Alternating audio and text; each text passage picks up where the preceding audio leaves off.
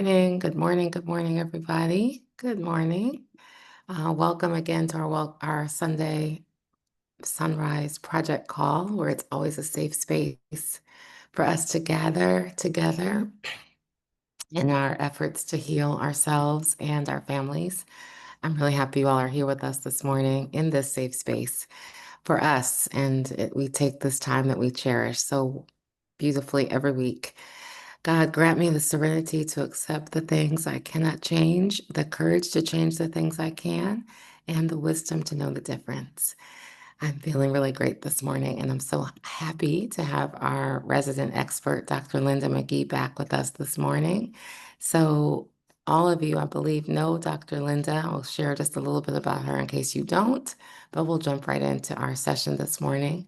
Our resident expert, as I've said, Dr. Linda McGhee, has been with us since the very, very, very beginning.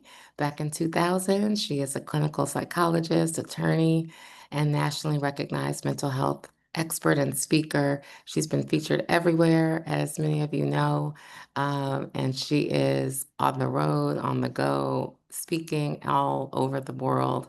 And she is a visiting faculty at George Washington University and the Chicago School of Professional Psychology.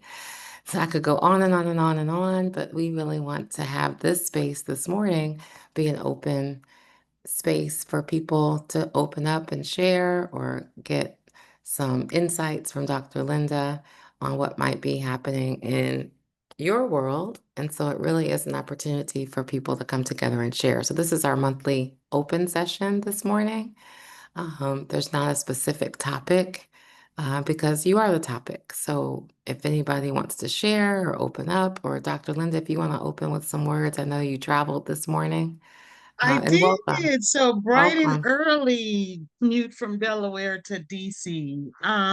Good morning, everybody. Um, I just for first of all, Kelly, thanks for the great introduction as always. And to Mhm. let you know that I'm at George Washington and Loyola now, as my Amazing. university affiliations.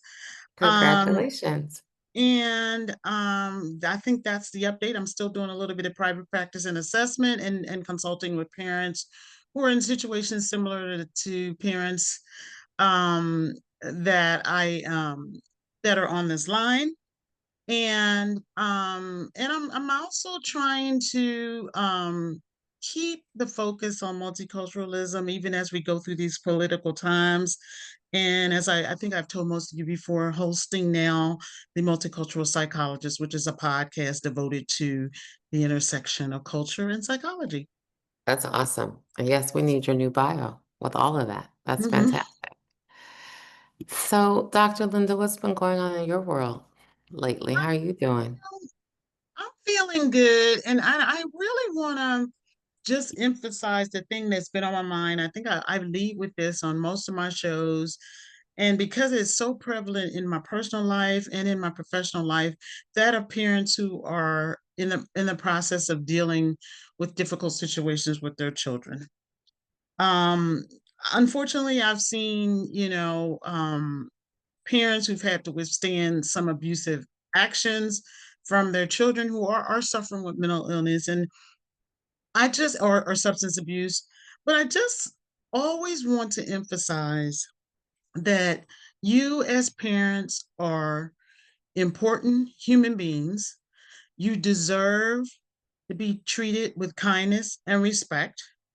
And you don't owe your child the gift of accepting or accepting of abuse.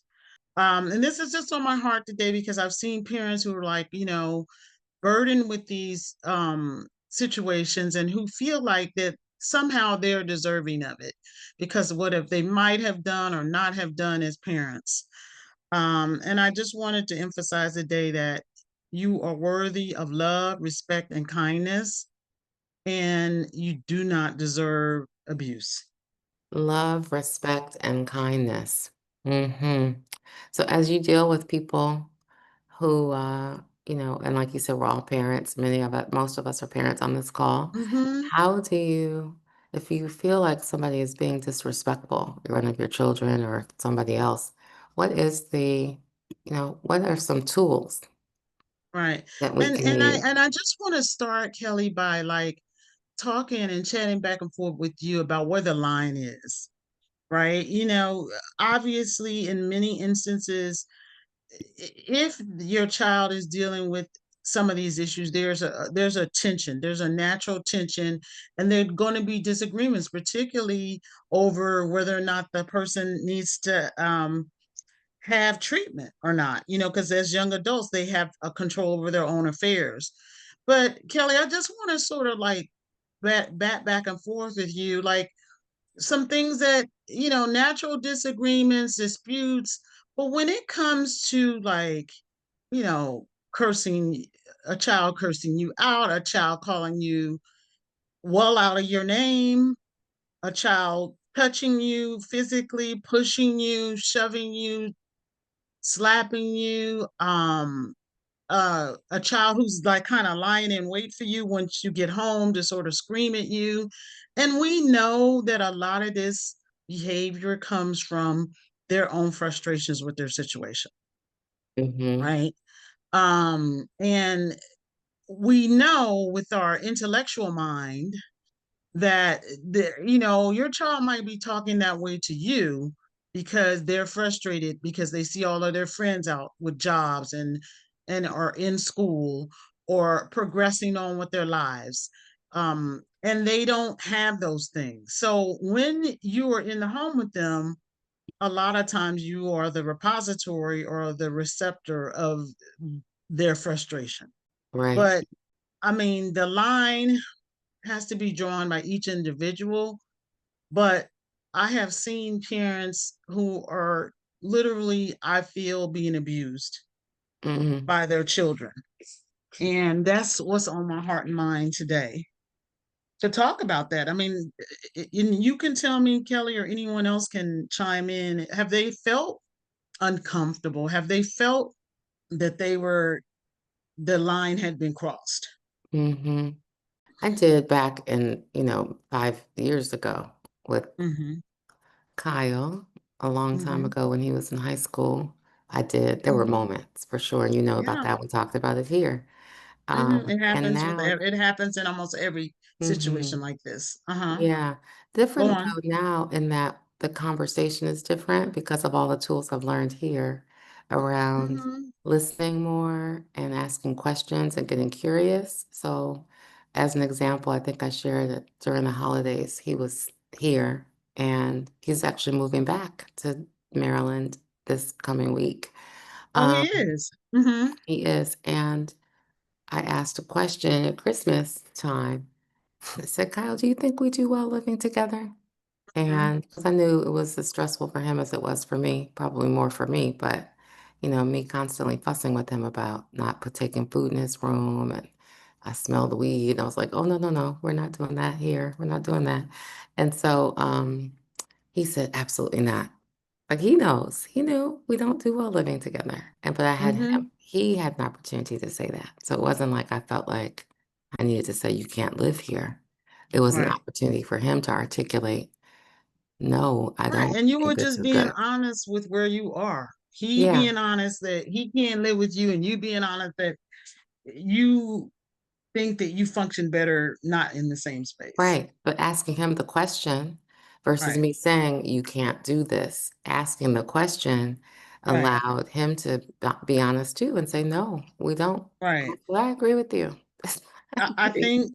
think that too, like you've grown to the point where you understand that you're taking those unkind words and never, sort of responding is not really helpful to him Right. or you. Exactly. But And also that just you telling the don't truth deserve and them. then what and listening. And with the Chris, who's leaving to go to school this coming week, which is a blessing,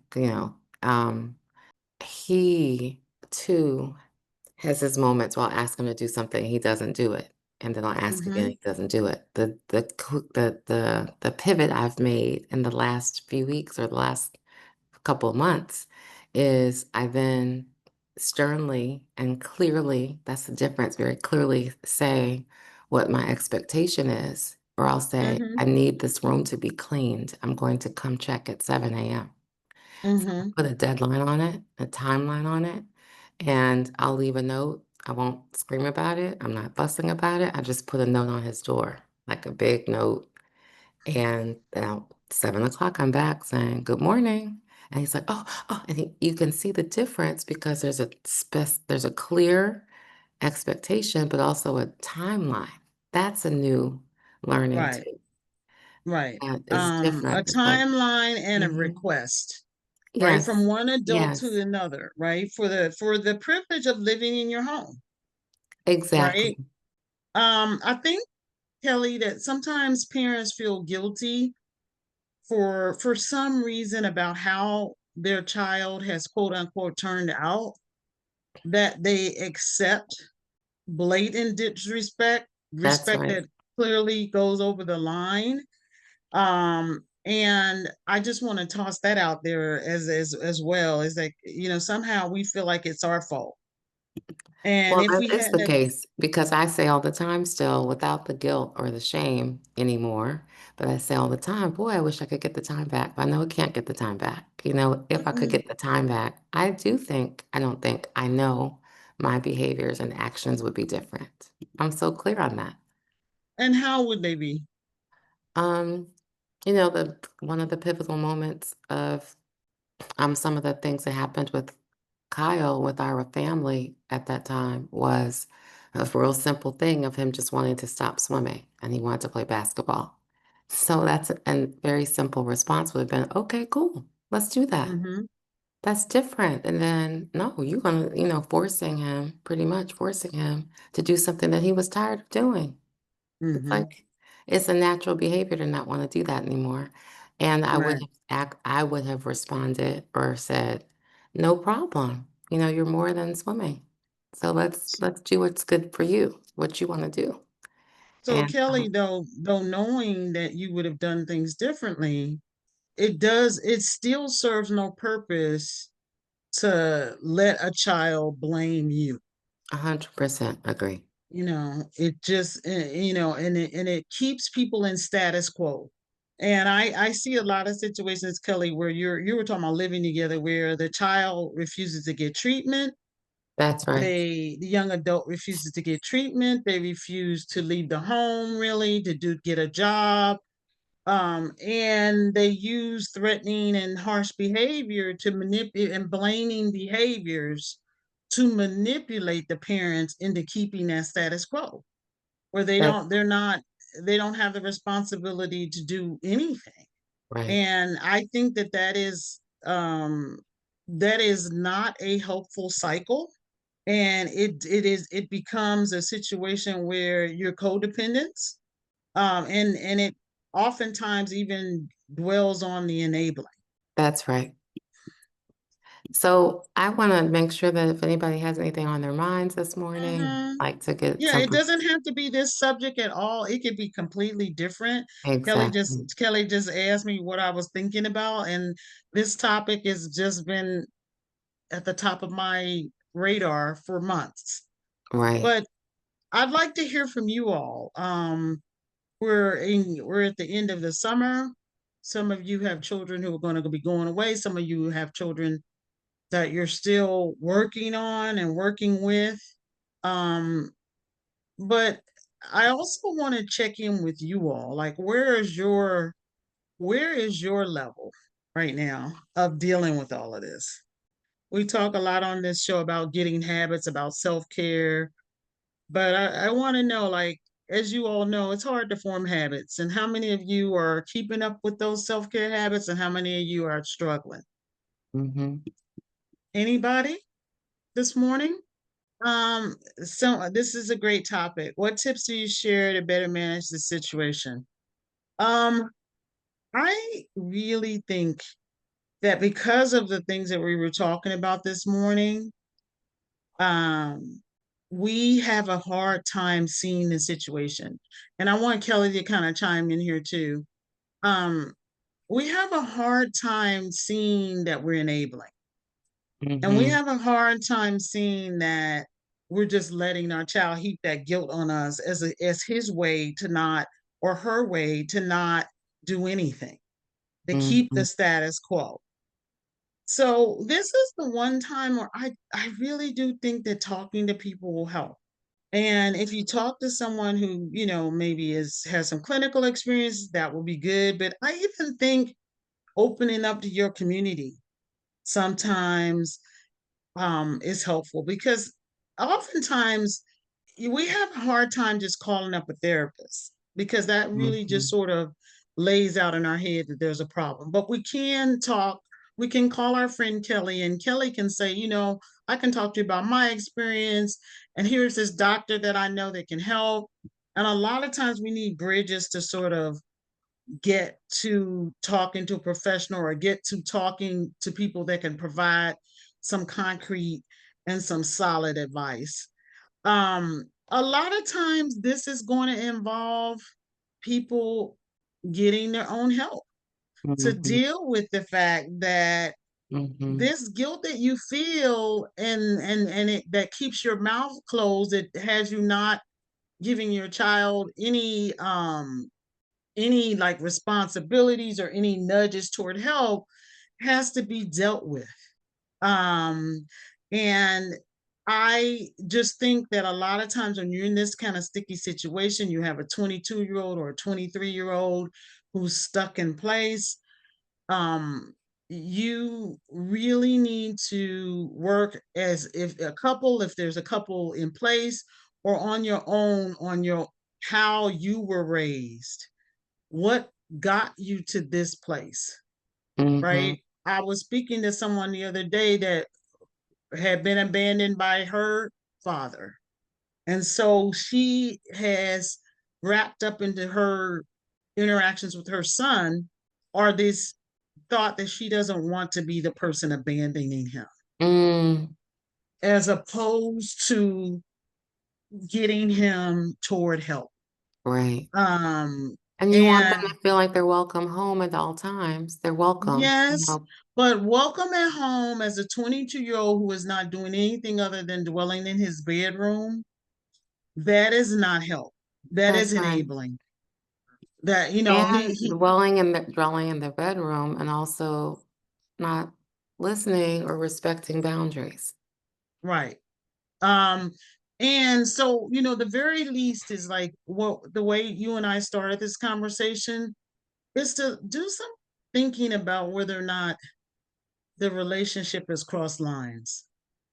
The What denial, does that mean? Say that. well, What it does that means mean? like when the relationship, if your child is in your face screaming at you Yeah.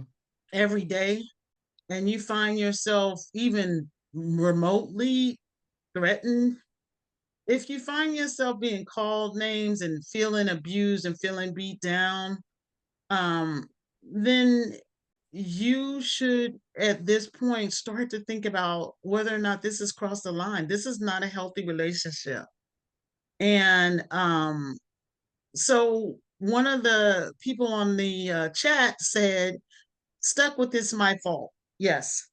Okay, so when I am encountering in a therapeutic situation people that say that it's my fault, either the parents or the child, and I always say to them, a lot of times we can't sort out what actually happened, but let's Mhm. accept that it is your fault for a minute, right? It's your fault.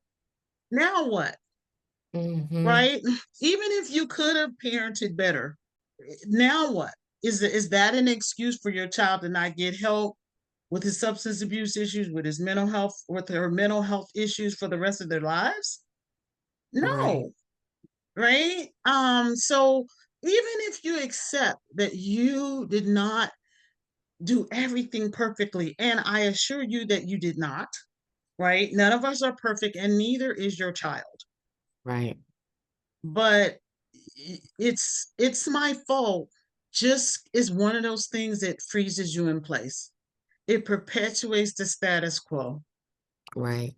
Um, and it ultimately is not, going to get, if you're letting your child do it every day, it's your fault. You're to blame. You didn't do this. You put me on the swim team. You made me go to that school. If that's where they're stuck, know that they're stuck. and Mhm, you in the cycle with them, it is your own stuckness. mhm, And it is not healthy. And I want to just say one more thing. A lot of times we need our own help because we think that we deserve that treatment from our children, mhm, either because mhm, it's our fault, we're guilt, quote unquote, it's our fault, we're guilty, or we are dealing with our own underlying self-esteem or trauma. mhm. This is deep, deeper than we normally go, but I feel like that someone needs to hear this today. Yes, That their issues with their child has to do with their own sense that they're not worthy. right. There's a great question, Dr. Linda. It says, what tips Hmm. can you provide Hmm. to help with a plan to move to a better place, to have an and to have Um, the well, necessary I conversation? was getting started with that by talking to someone who can help you sort out what we were been talking about. Was your issues? What is your child's Mhm, issues? Um, are there treatment options, educational options, and even community options, mhm, right? Because a lot of times when I'm dealing with parents, they're like, well, I just need to get him or her back into school. And I'm thinking that the level of functioning is just not there.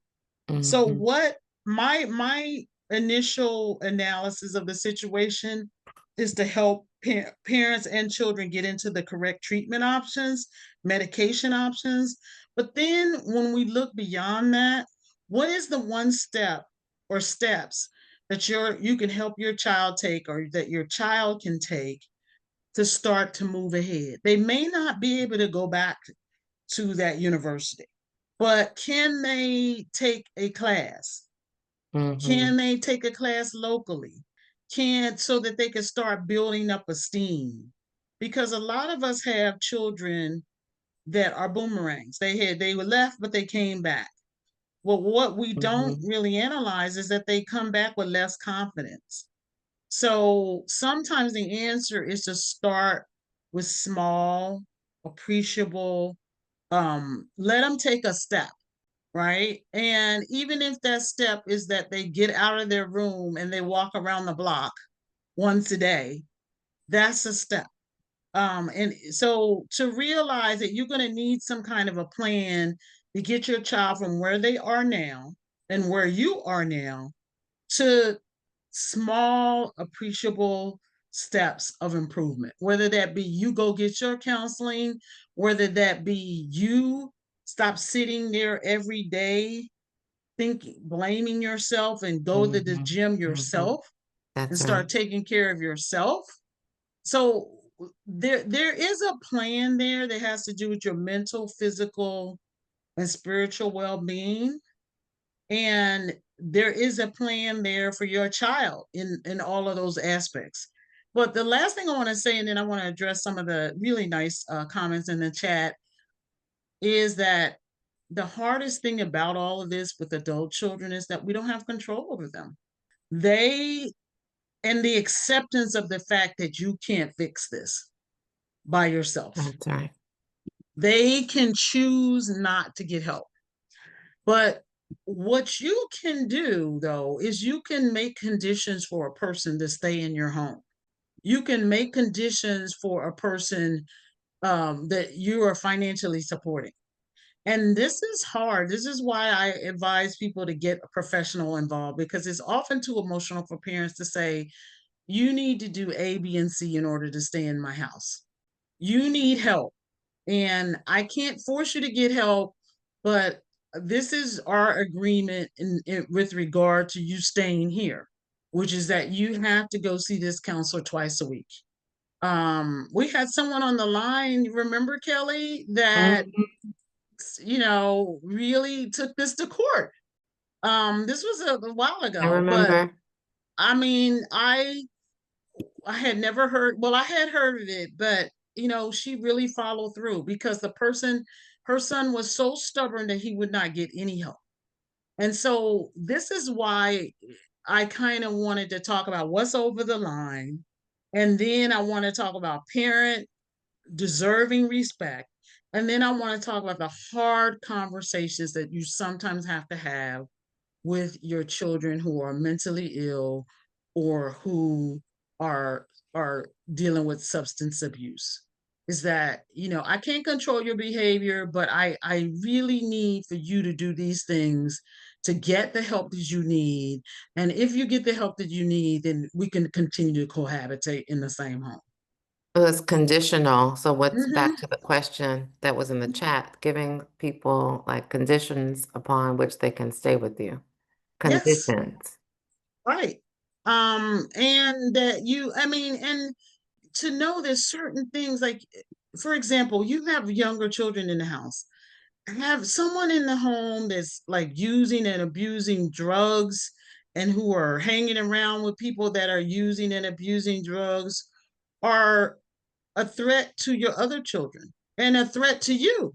Um, so there are conditions that we often do not want to talk about. And listen to what I'm saying here. I am not saying put your child out.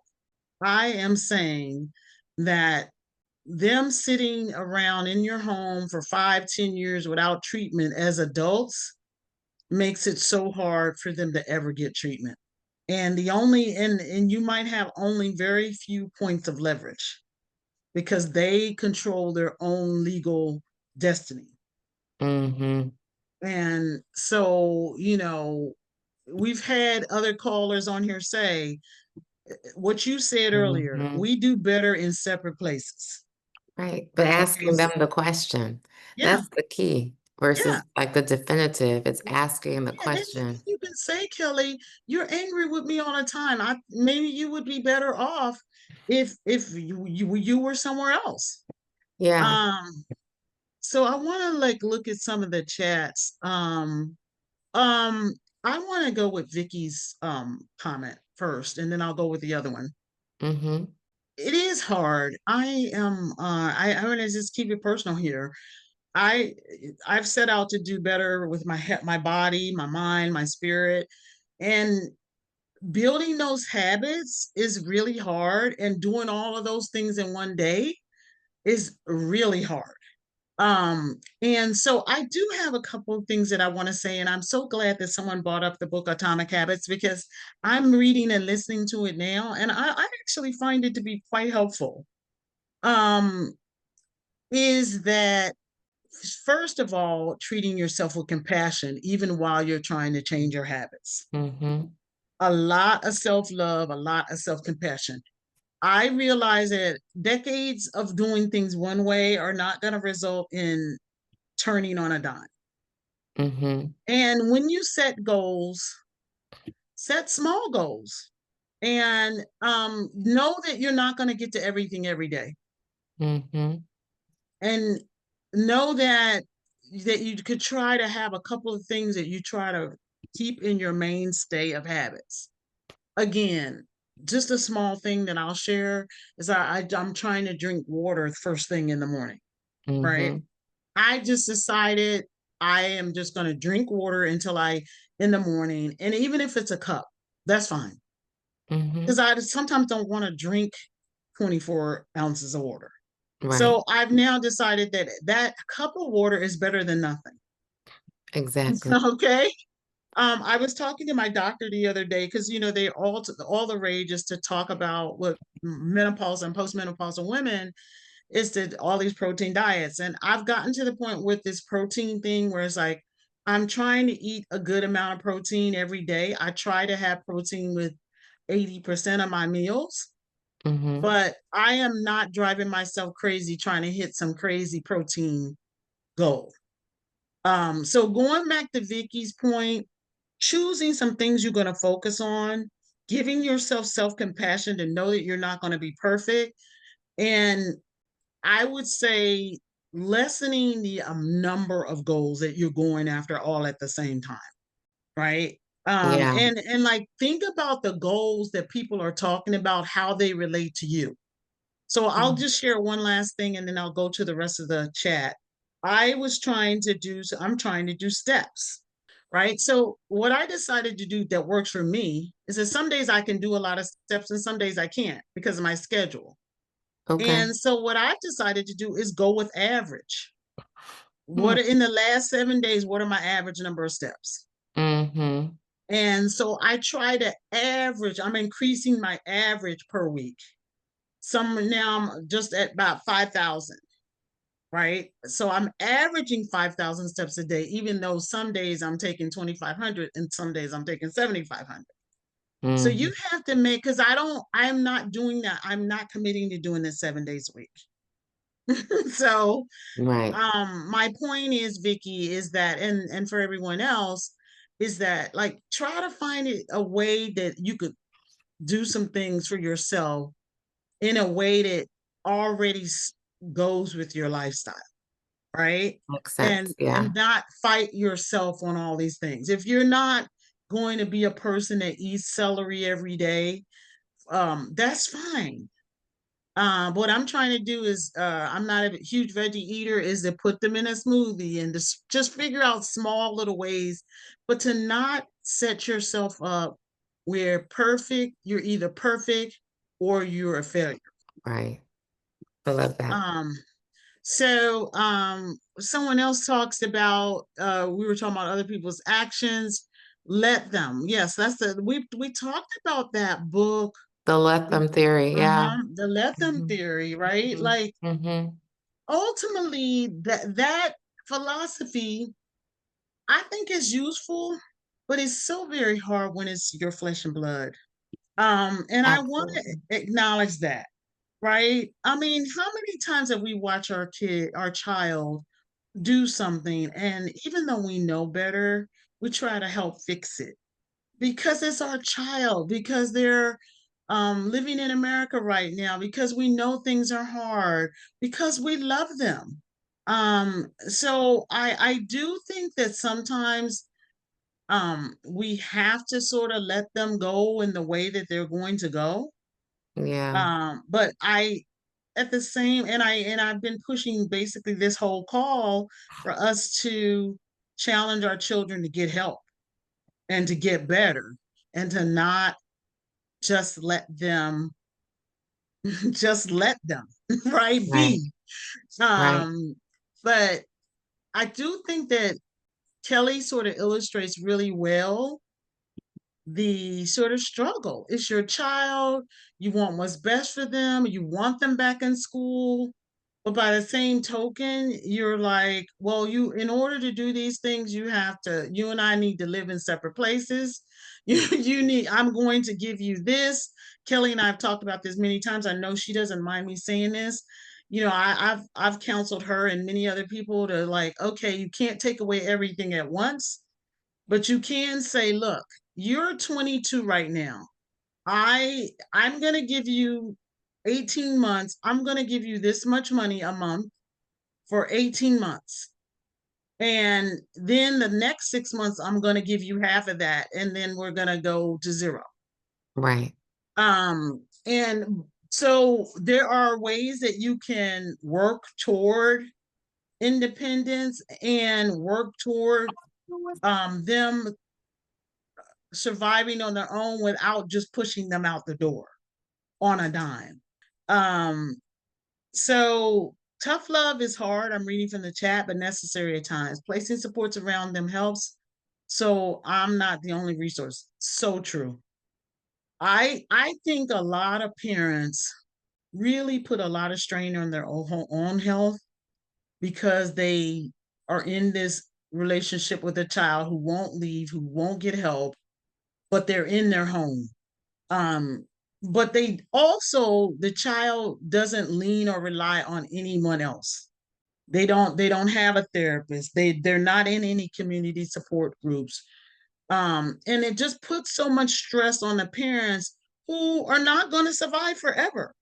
Right. So That's the part right there. But I think even just having that conversation to say in a way, a nice way, I'm not going to be here forever. So my right, intention for you is to be able to take care of yourself. Like right. that's important to be able to take And care to of yourself. understand that in these circumstances, in a lot of circumstances, your child your adult child can do better than what they're doing, but for some reason will not. And continuing to allow them to assume that they can just float like that forever is ultimately unhelpful. Right. Well, okay, so let me see here. Tracy says tough love is hard but necessary. Absolutely Hmm. agree. Absolutely. And providing plan to move to a better place to have the necessary conversation and possibly an exit plan. Is it okay to have an exit plan if the young adult may not have another place to go? I think it is, but I think we should work to help identify community resources. Now, whether they'll want to use them or not is another story. But as you're saying, look, as a condition to stay here, you've got to start utilizing or and getting help. Um, and even the hard conversation of saying a person can't come in your house on a particular day because you don't feel safe, or because they pushed you yesterday and you're scared it's going to go even farther today. Is to always think about ways that you can provide support even when you're having a tough conversation or when you have to do something really tough like changing your locks, is to do that in concert with providing your child via text, via note, via phone call, with some supports. You can go here for this day, or you can check yourself into suburban on your own, suburban hospital for those of you who aren't in the DMV, um, on your own. But yes, please try to give them some community supports. But if your personal safety is at issue, protect yourself. It is okay to love yourself enough to protect yourself from a child who's threatening you. That's right. I mean, these are real conversations, and um, I have been privy to a lot of them that have turned out, where parents might get hurt or shoved around, and I just really am reaching out today to tell you, don't do that. Don't let your child physically assault you. It is not good for anyone in the long run. It is not a Right. healthy relationship. And ultimately, I want to just talk, Kelly, for 1 second about Sure. blame. Blame. Mm-hmm. Mostly everyone who has mental struggles who's an emerging adult will blame their parents. And there are several reasons for that. One is that the parents are the only one there and they're still listening, right? That's right. Two, it's really easy to blame parenting for your own decision making. I once had a kid in therapy and he was saying to me, I just blame my parents for not giving me more exposure to things. And I'm like, but that decision you made to take those 10 shots and then get behind the wheel of a car, that that's wrong, Mm-hmm. right? And that the children blame their parents, as a way to not ever get help for the problem. I don't have to acknowledge anything that's going on with me because my parents, I can just blame it on my parents. Right? It's a way to keep them as status quo. It keeps equilibrium, right? Which means you're not doing anything. You're just sitting there blaming your parents.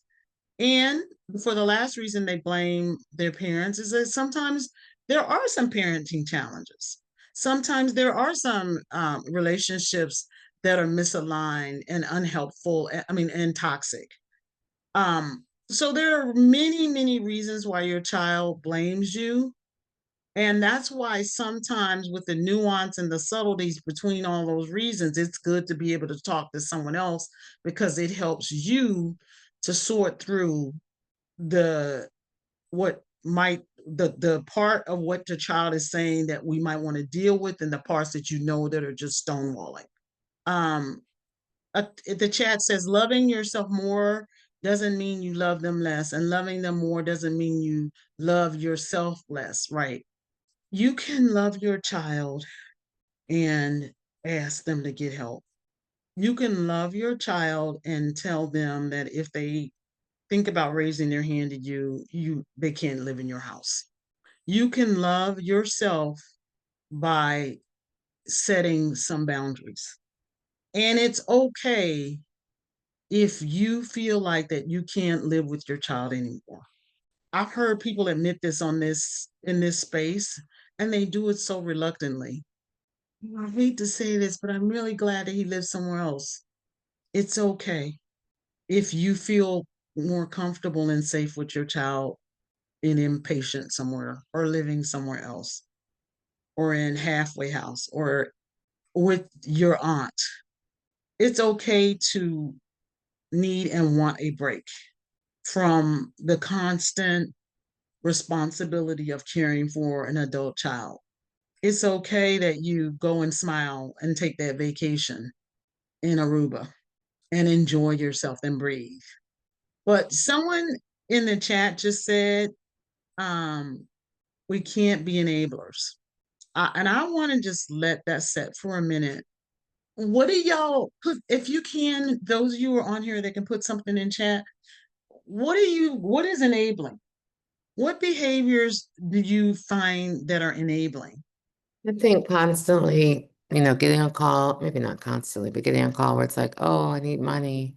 Can you Mm-hmm, send me? I mm-hmm, need to go to mm-hmm, work. mm-hmm, So, but I need an Uber because I'm running late. This is mm-hmm, across the country. I need mm-hmm, an Uber. And it's like, but you just told me you had saved $2,000. mm-hmm. Oh, but then you're Yeah. in the middle of Well, a conference call, or you're in the middle of doing something or driving somewhere. mm-hmm. So you just do it because Right. you feel like, okay, well, I don't want them to be stuck. I'm assuming they're telling me the truth. And it's The not. last time, the last Mhm. time you and I talked about this, I was saying, well, what's the plan? Right? Um, I can see this has struck a nerve because the chat is alive now. Fixing repeatedly, right? Something happens. So they're 23 years old. They're still in your house. They missed an appointment.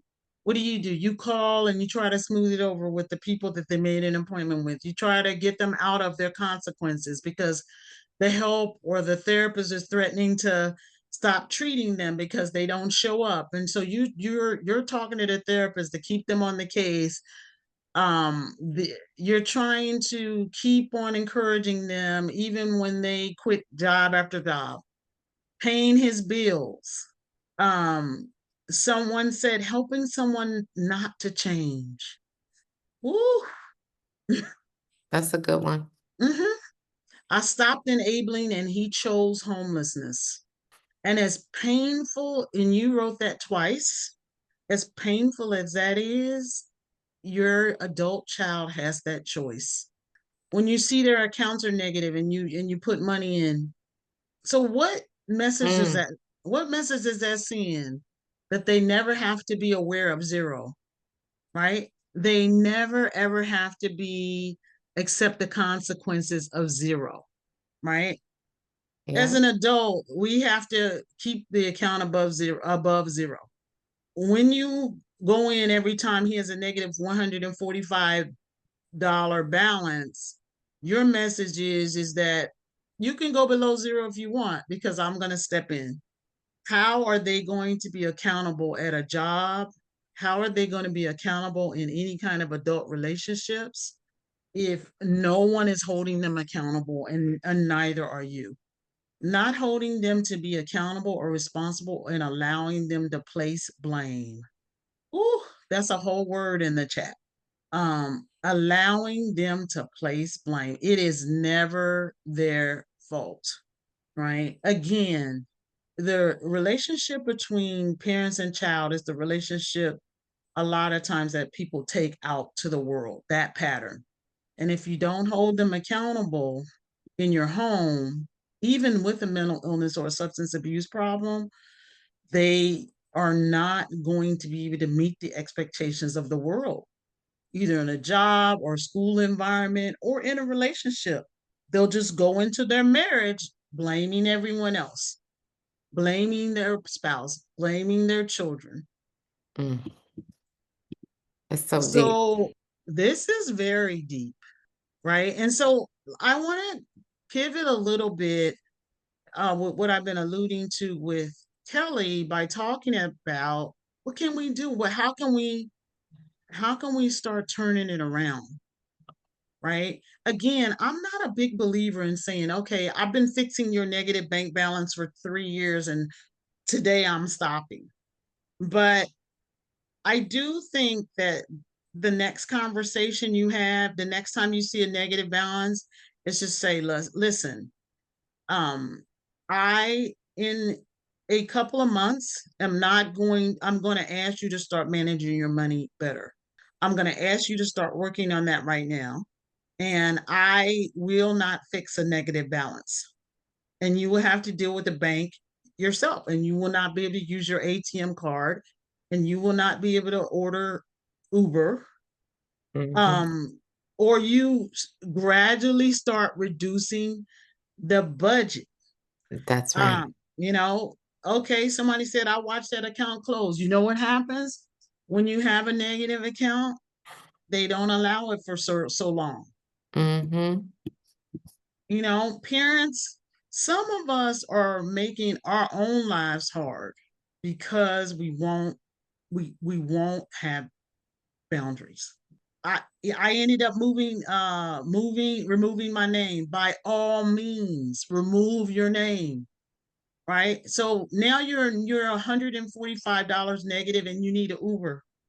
Look, we had an agreement that in 3 months I was going to stop doing this for you. I was going to stop trying to help you get to work when you're late and when you don't have a plan. And so it's unfortunately I can't help you right now. Mhm. And I You think know, that's the truth. That what I love about what you just said is just telling the truth. Or maybe but the question is you could, but you're choosing not to. yeah, won't, it's fine. Right. Um, I let them. I just love that. I just love that. And they had to come up with other resources. Mhm. The Mm. let them principle at play. Yes. But when we look at our children and we even understanding that they develop later than we do and that maybe we were made to be self-sufficient very young, as most as particularly most African Americans, there is a point in time where they have to move toward adulthood or they never will. Yep. We need to know when to go silent. I tell them, I listen without judgment. I ask them to reflect on the past and the things I have said before. I think that's a fair comment. You've already said what you're going to do and what you're not going to do. And it's perfectly acceptable to say, remember we had a sit down discussion 6 months ago that I was going to um not make sure you get to work on time, that I'm not coming to your room to beg you to go to your job, that I am not going to give you $40 for Uber for a job that only Right. pays $10 for the day. Right. That's right. And so um put my record on repeat. My messages have not changed, right? So they're going to keep coming to ask you to cover their negative bank balance and to accept blame until you become immovable, Mhm. until you Mhm. say, see what I said before. We've already talked about this and I've got to go, Right. because they're engaging you because they want to get you back to doing what sustained them That's before. right. When we train about narcissists in psychology, we talk about people not engaging because when you engage with a narcissist, when you engage with a 3-year-old, when you engage with a teenager, the engagement is what gets you over to their side, That's right. right? Because they know that if they just ask Kelli for the fifth, I know if I ask my mom for the fifth time, she will do it. So I'm going to keep asking her 5 times. Even when she starts saying no and starts to take a stand, you gotta stay consistent.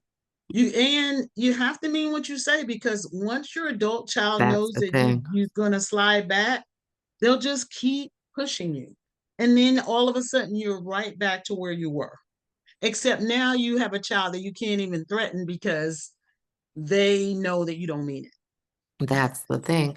Even a last thing I would just say about that is being going through on what you say. So there was Mm-hmm. I had one of my sons on my American Express account, and it was just charged up, charged up, charged up. And I said, "This is, you have to stop shopping. This is not okay. It's not okay." And finally I said, I'm turning the card off. And I Mm-hmm. did. Well, I made the limit. He was well past the limit, and he went to charge something. And he texted me, Mom, I was trying to get shampoo and it was declined. And I said, Well, you'll have to make some money to pay for it. And that Mm-hmm. was, and he looked like, so, but from that point on, now I'm getting texts about, oh, I did another swim lesson, so I got some cash. And this, he's now focused on making money. Because it's like, no, Mm-hmm. I'm not just going to let you keep charging. I asked you to stop. You didn't. So now there's a limit, and you're past the limit. So you can't buy anything. So I want to sort of conclude by saying that it's not just about us saying no, it's exploring why we're having such a hard time Mhm, saying no. mhm.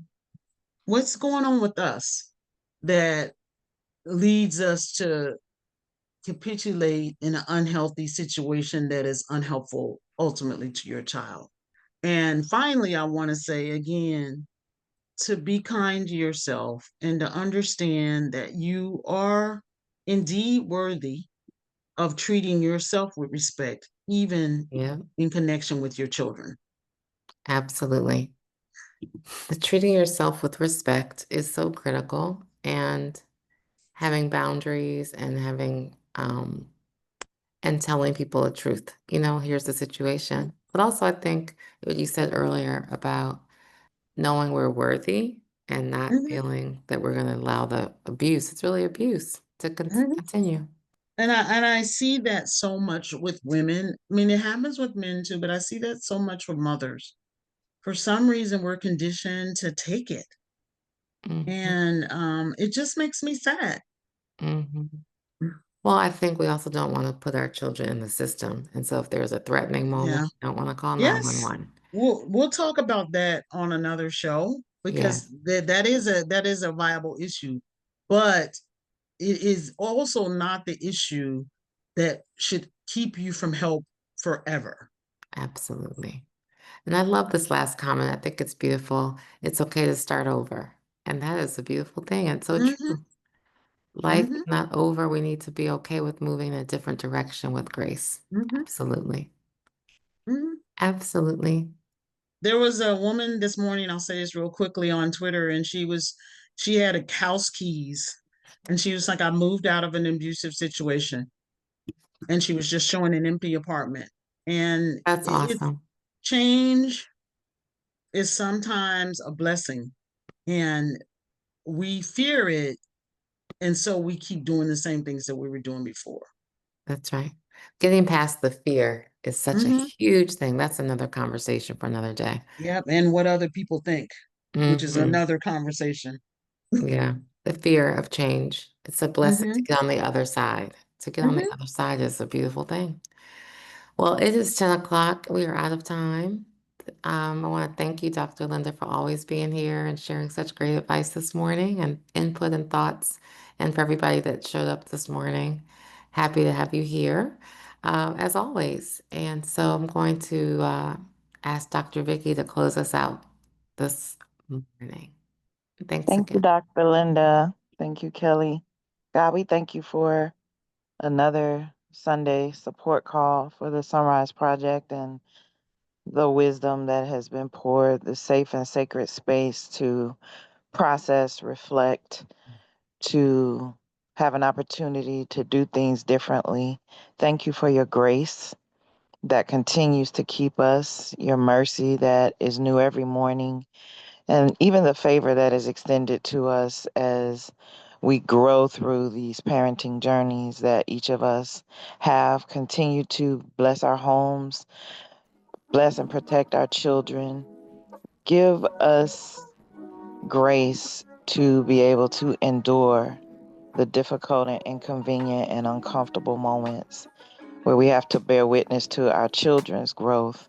Help us to be mindful of our own self-care and self-love. And we just give you honor and praise for, again, this powerful community that you blessed us to be a part of.